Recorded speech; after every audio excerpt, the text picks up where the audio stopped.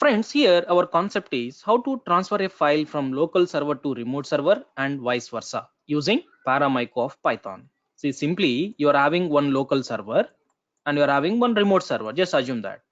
Now, suppose some file is there on your local server. I need to transfer this file to your remote server, or some file is there on your remote server and I need to download that file to your local server. And these all actions I want to perform with the help of Paramyco of your Python or simply Paramyco module. Right? Let me explain this with simply a simple code. So friends, already we know how your Paramyco module is going to work from our previous video. Your Paramyco module is going to work by creating a SSH client, right?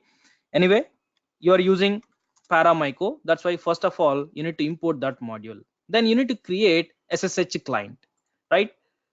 See, you know how to create SSH client. There is a simple syntax for that. Then after that, you need to add auto add policy. This is just to avoid uh, like asking yes or no confirmation while connecting with your remote server at very first time, or simply it is going to add to your known host on your local server. That's fine. Then after that, let me try to connect with your server. So you know how to connect with your server.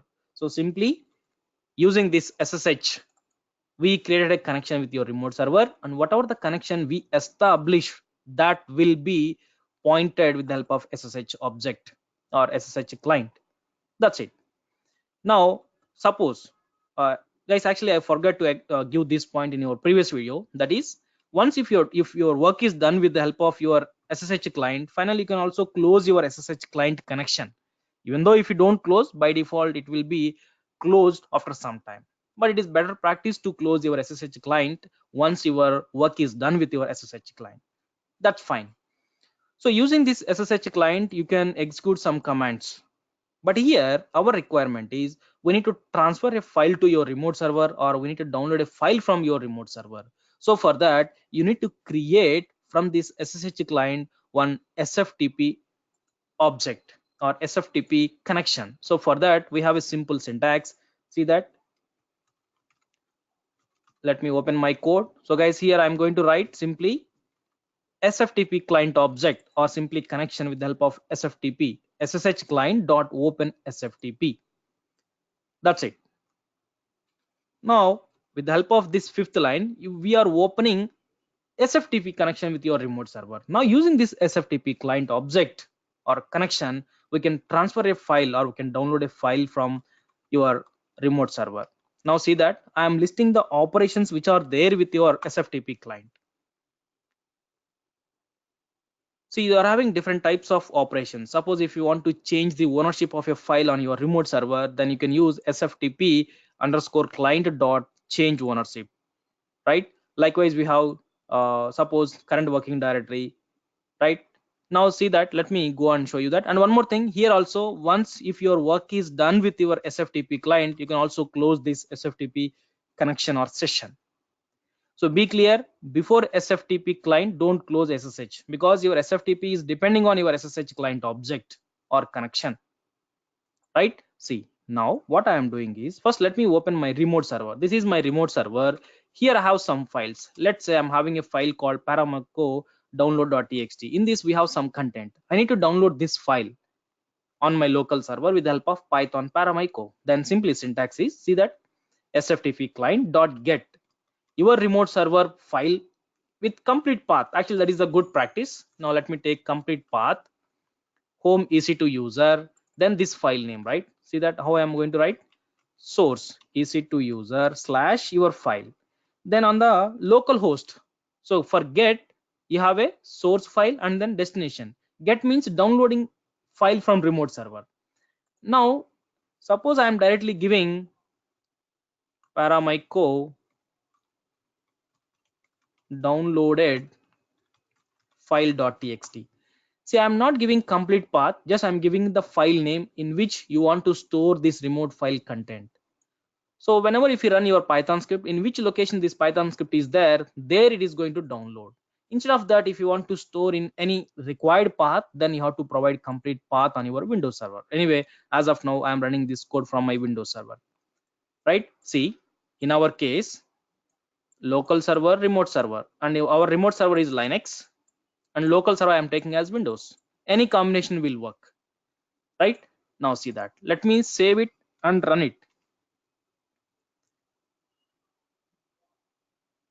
It's done. Let me go to open my location where we have this server. I mean this script, paramycode download file.txt. Paramycode downloaded file.txt. So this is the file just now we downloaded, right? So guys, this is the way how we can download, right? Now one more thing, I want to download this file, but without mentioning this path. See, sometimes you need to move into different location over SFTP. Then there you have to download the file without mentioning the path. Yes, we can do it that also.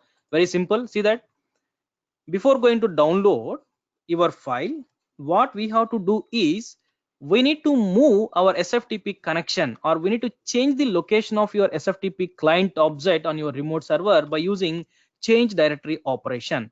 So now I'm going to suppose read root etc location.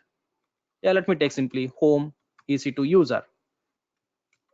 Right now let me simply print current location pointed by your SFTP client. So simply you can get current working directory with this syntax. See the output. Now your SFTP is pointing to this location. So in this location, whatever the file you are having, that file without mentioning complete path you can download, because already your SFTP client object is pointing to this path. That's why now I'm going to download SFTP client.get. Let me take some other file here. So let's say I'm having demo.txt file from EC2 file. I want to download that directly on remote server. I have a file called demo.txt. That file I want to download it into, let's say, desktop location. Let me take complete path. Yeah, I want to download it into desktop location. Let's say downloaded file.txt with this file name.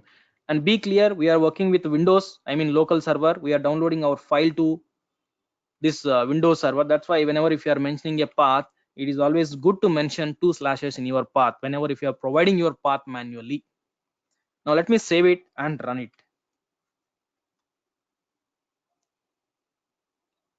Yes, it has been done. Let me go to my desktop location and see there any file called downloaded file. Yeah, see that. That's it. So this is the way how we can mention complete path on your local server, or how to mention complete path on your remote server. Without mentioning your complete path, if you want to download a file, first change your SFTP client pointing path on your remote server by using change directory. That's it, right? So guys, this is the way how you can download. Now I want to transfer a file from local server to remote server. It's very simple. Now let me comment all these things.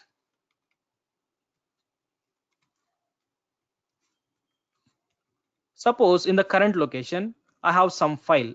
Let me transfer our Python script itself. SFTP client dot put on your remote server into this location. Sorry, source is our local server, right? So let's say some any script name called, yeah, I will take this Python script only, transfer files.py. So on the current location we have this file. So this I want to move, I mean I want to transfer to your remote server into this location. Let's say transfer files.py. Let me run it and see the result. Done. Go to your remote server, just list out, see that we got a file to this server. That's it. So guys, this is the simple way to transfer your file from local server to remote server, or how to download a file from remote server to local server.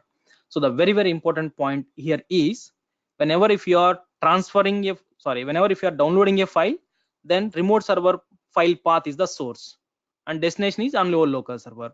Whenever if you are transferring, then local server file is the source and remote server path is the destination. And one more thing, on your remote server, if you don't want to mention complete path for your file, then before going to download a file from your remote server, try to point out your SFTP client location to your required path. Then from there you can download your required file. So simply by using change directory operation, right? Okay guys, thank you for watching this video.